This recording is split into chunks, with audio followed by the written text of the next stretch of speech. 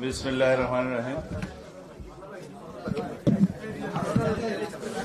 সম্মানিত সভাপতি, উপস্থিত সকল সম্মানিত নেতৃবৃন্দ,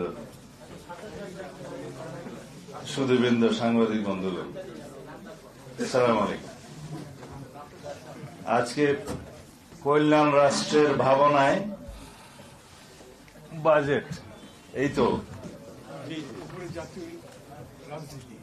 উপরে জাতীয় রাজনীতি বিষয়টা নিয়ে আমাদের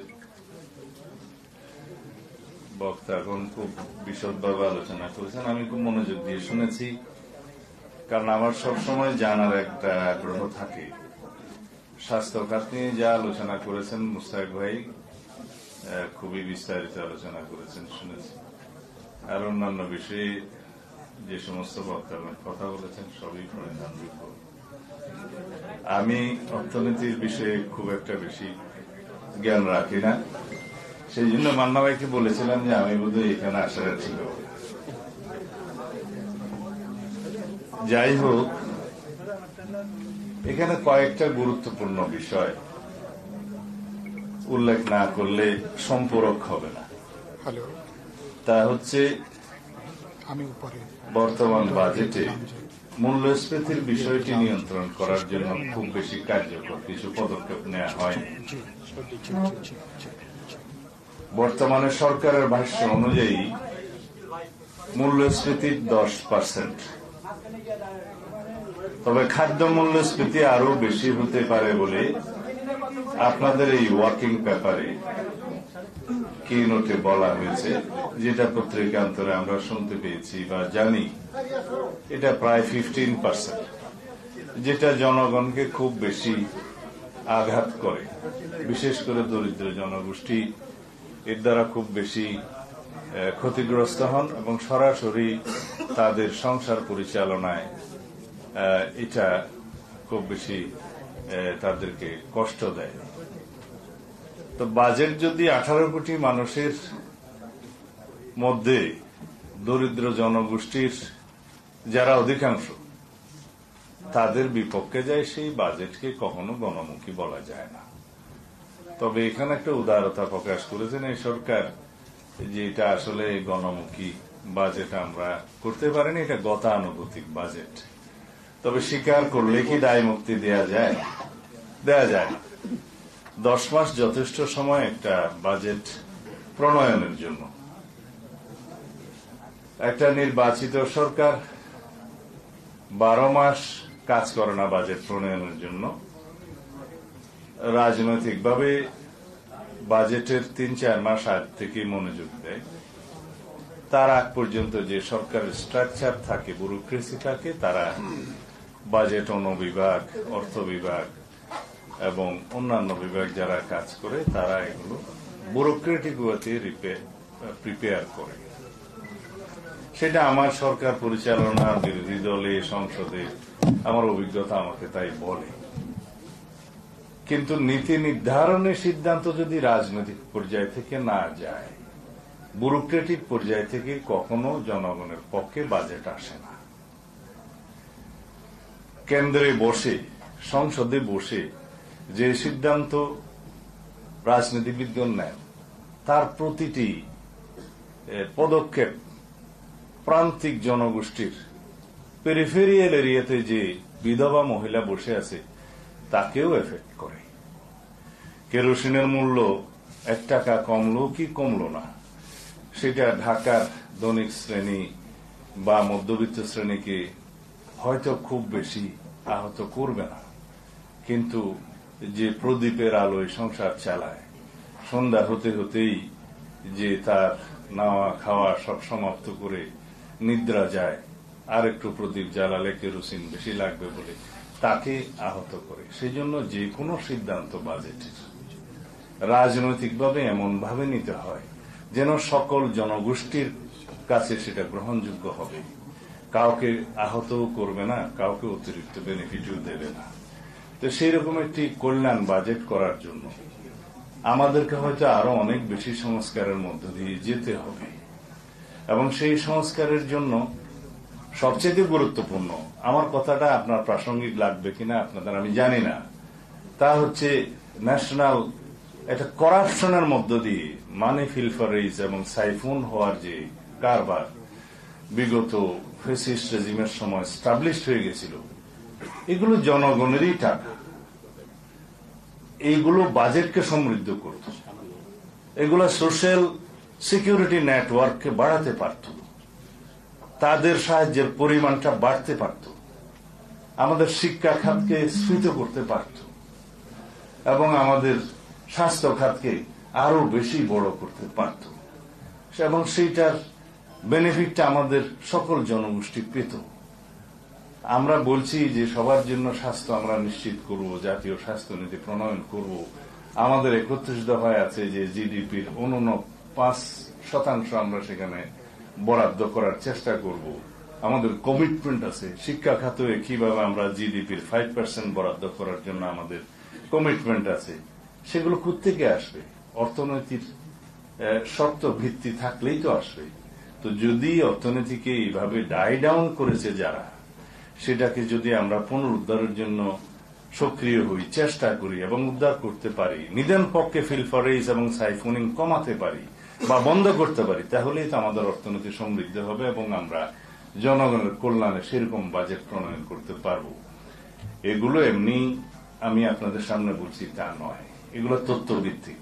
দেবপ্রিয় ভট্টাচার্য আমাদের সম্মানিত বাংলাদেশের একজন প্রথিতযশা অর্থনীতিবিদ, তার নেতৃত্বে হোয়াইট পেপার সেল গঠন করা হয়েছিল, কমিশন গঠন করা হয়েছিল। তিনি যে রিপোর্টটি প্রদান করেছেন, সেই রিপোর্টের যে এক্সিকিউটিভ সামারি, সেটাতে আপনারা দেখবেন যে এটা অবশ্য ইংরেজিতে লেখা হয়েছে, ওনারা বাংলা করবেন বলে আমাকে প্রতিশ্রুতি দিয়েছেন যাতে সবাই পড়তে পারে বাংলাদেশে। এটা এমনিতে বোধহয় 385 পৃষ্ঠার মতো রিপোর্ট, বাট এক্সিকিউটিভ সামার এটা 9-10 পৃষ্ঠার মতো হবে। তো আমি মোটামুটি দেখেছি, তাতে বলা হয়েছে বাংলাদেশের যে ট্যাক্স মওকুফের ক্ষেত্রে যেই অনিয়ম করা হয়েছে, সেটার যদি অর্ধেকও করা হতো, যেই টাকা বেঁচে যেত যাতে, তা দিয়ে আমাদের শিক্ষা এবং স্বাস্থ্য খাতের বাজেট আরো 2 গুণ 3 গুণ করা যেত। এটা হচ্ছে একটা প্রথম প্যারাগ্রাফের কথা তার এক্সিকিউটিভ সামারিতে। কিন্তু তিনি বলেছেন যে মেগা দুর্নীতির মাধ্যমে মেগা প্রজেক্টে 2,80,000 কোটি টাকার করাপশন করা হয়েছে বিভিন্ন ভাবে।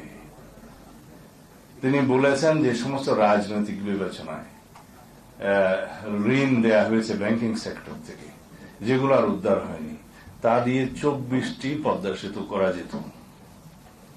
এবং বলেছেন সেই ফ্যাসিস্ট সরকার যাওয়ার পর্যন্ত 4 লক্ষ কোটি টাকা খেলাপি ঋণ রেখে দেওয়া হয়েছে, যা কোনোদিনই আদায় হবে না। এটার পরিমাণ বাস্তব পক্ষে আরো বেশি। আর যেটা সাইফুল ভাই আমার মনে হয় পরিসংখ্যানটা ওই সময় বলার সময় একটু অমনোযোগী ছিলেন, সেটা খুব সম্ভবত $234 বিলিয়ন হবে, যেটা পাচার হয়েছে। উনি ওইভাবে লিখেছেন, তবে বাংলাটাই আমি বলি, উনি যেভাবে লিখেছেন যে প্রতি বছর 2 লক্ষ কোটি টাকা করে পাচার হয়েছে, যার 15 বছরের পরিমাণ দাঁড়ায় 29,25,000 কোটি টাকার মতো। তো যেহেতু আমরা টাকার হিসাবটা আমরা এখানে সবাই ইজিলি বুঝবো, সেজন্য বলি, কারণ গ্রামের মানুষ $বিলিয়ন এটা পরিবর্তন কিভাবে কনভার্ট করবে জানে না, এইটাই বোধহয় সোজা। তা আমি আপনাদের সবাইকে অনুরোধ করব, যারা ইতিমধ্যে পড়েছেন ভালো, আর যারা পড়ে না তারা কষ্ট করে, এটা ওয়েবসাইটে পাওয়া যায়, দেখে নেবেন কষ্ট হলেও। এটা হচ্ছে বিগত 15 বছরের আওয়ামী দুর্নীতির একটা সংক্ষিপ্ত ইতিহাস।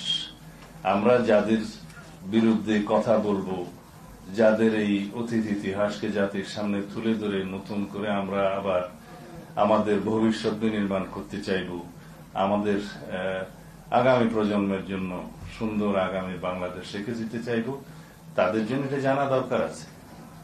এবং তাহলে পরে আমরা এই ইতিহাসকে ভবিষ্যতের ইতিহাসের মধ্যে জায়গা দেব না। অনেক সময় ইতিহাসের মধ্যেই ভবিষ্যতের শিকড় লুকায়িত থাকে, সেটা ভালো ইতিহাস। কিন্তু এই সমস্ত ইতিহাসের থেকে আমাদের শিক্ষা নিয়ে আমাদের ভবিষ্যৎকে বিনির্মাণ করতে হয় বলেই এই খারাপ ইতিহাসটাও পড়তে হবে। যে কি হয়েছিল আমাদের ন্যাশনের উপরে, আমাদের অর্থনীতির উপরে। একটা ফ্যাসিস্ট সরকার জাতিকে কিভাবে ধ্বংস করে, জাতির অর্থনীতিকে কিভাবে ধ্বংস করে, জাতির সমস্ত প্রতিষ্ঠানগুলোকে কিভাবে করাপ্ট করে, পলিউটেড করে, ধ্বংস করে সেই জাতিকে এমন একটি অধম জাতিতে পরিণত করে, সেই ইতিহাসটা আমাদের জানতে হবে। ব্রিটিশরা ইস্ট ইন্ডিয়া কোম্পানির মধ্য দিয়ে এই ভূখণ্ডকে দখল করলেও 200 বছরে যে পরিমাণ অর্থনৈতিক লুটপাট তারা করেছে, সেটার একটা বক্তৃতা আমি শুনেছিলাম ভারতীয় একজন বিশিষ্ট রাজনীতিবিদ, আমি নাম এখানে নিতে চাই না, ইনি একজন অক্সফোর্ড ফেলো এবং ওইখানে এই বক্তৃতা দিয়েছেন। তার চাইতে বহু গুণ বেশি লুটপাট করেছে বিগত 15 বছরে শেখ হাসিনার ফ্যাসিস্ট রেজিম। এইটুকু শুধু বলতে পারি। এনিওয়ে, বাজেটের উপর তো কোনো কথাই বললাম না। যাই হোক, রাজস্ব খাতের যে ব্যয়, আমি প্রথম দিন বাজেটটা একটু দেখেছিলাম পত্রিকার সমালোচনাটা। রাজস্ব খাতের যে ব্যয়টা ওখানে নির্ধারণ করা হয়েছে, দেখলাম উন্নয়ন বাজেট, কোন একটা পত্রিকা দেখলাম ঠিক এইভাবে কম্পারেটিভ একটা স্টেটমেন্টের মতো করে দিয়েছে। উন্নয়ন বাজেটের পরিমাণ তার অর্ধেকের কাছাকাছি। যে সমস্ত রাষ্ট্রে রাজস্ব খরচের পরিমাণ উন্নয়ন বাজেটের থেকে ডবল, সেই জায়গায় উন্নয়ন কিভাবে হবে নিশ্চয়ই প্রশ্নবিদ্ধ।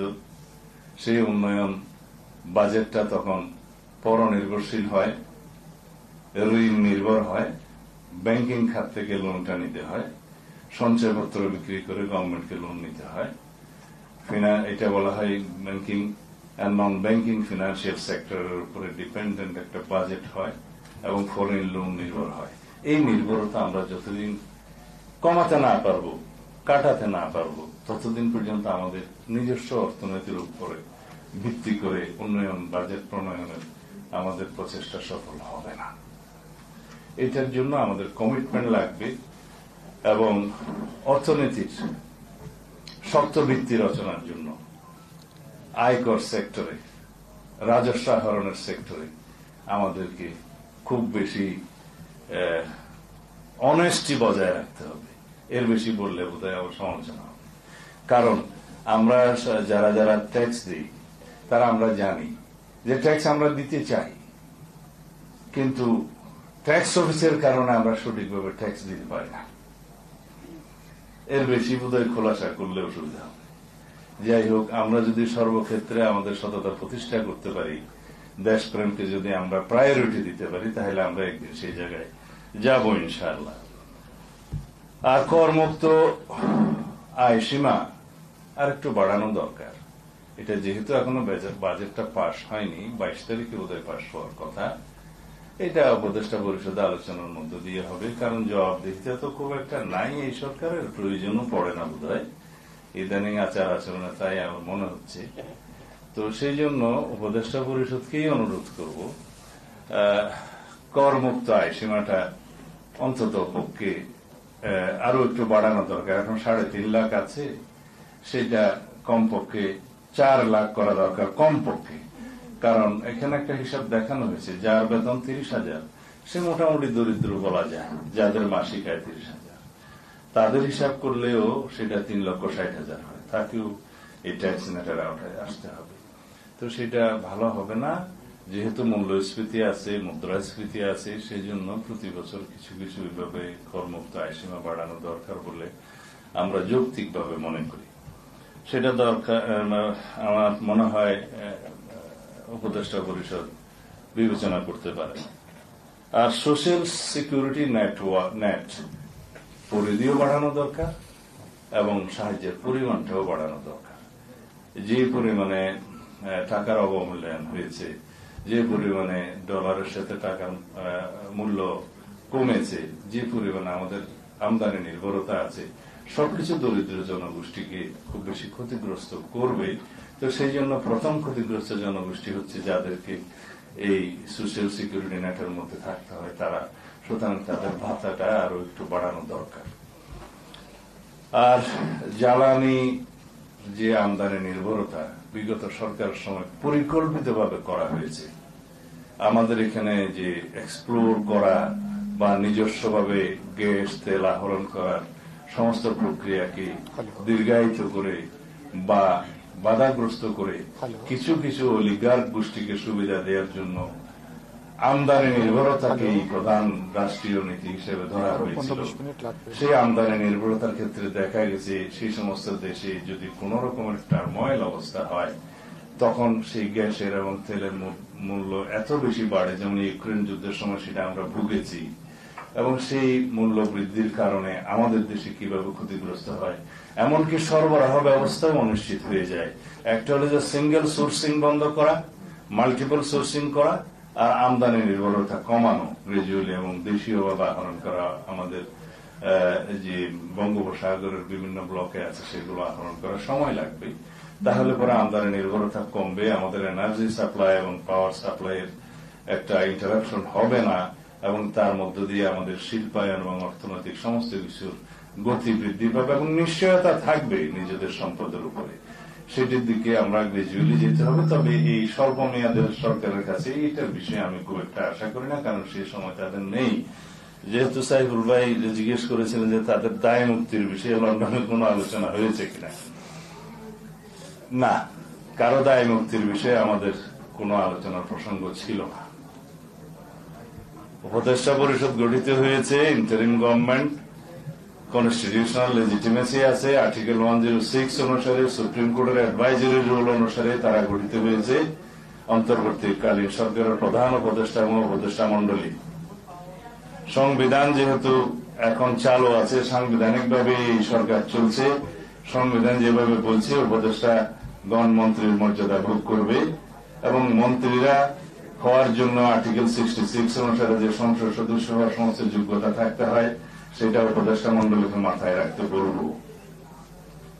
সেখানে কিন্তু বিদেশি নাগরিকত্বের বিষয়টা অনুমোদন করা নাই, এবং আরো অন্যান্য বিষয় আছে।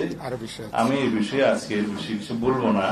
সুতরাং কনস্টিটিউশনালি আপনাদের এই সরকারের রেটিফিকেশন লাগবে ইন দ্য নেক্সট পার্লামেন্ট, এটাও আপনারা মাথায় রাখবেন। এবং রেটিফিকেশন লাগলে এই লেজিটিমেসি কিভাবে দেয়া হবে, কোন জায়গায় দেয়া হবে, সেটাও আমরা বিবেচনা করব। সুতরাং জনগণের পক্ষে, আপনারা গণতন্ত্রের পক্ষে, এবং অতি দ্রুত আমরা যাতে ডেমোক্রেটিক ট্রান্সফরমেশনের দিকে যেতে পারি সেরকম কার্যক্রম আপনারা নেবেন, এবং সেই হিসাবে লন্ডনের আলোচনার সূত্র ধরে যে সিদ্ধান্তটা হয়েছে সেটা খুব শিগগির ইলেকশন কমিশনে যথাযথ প্রক্রিয়ায় কমিউনিকেট করবেন বলে আশা করি, যাতে ইলেকশন কমিশন জনগণের সামনে বলতে পারে যে তারা সরকারের কাছ থেকে একটা পরামর্শমূলক বা নির্দেশনামূলক মেসেজ পেয়েছে।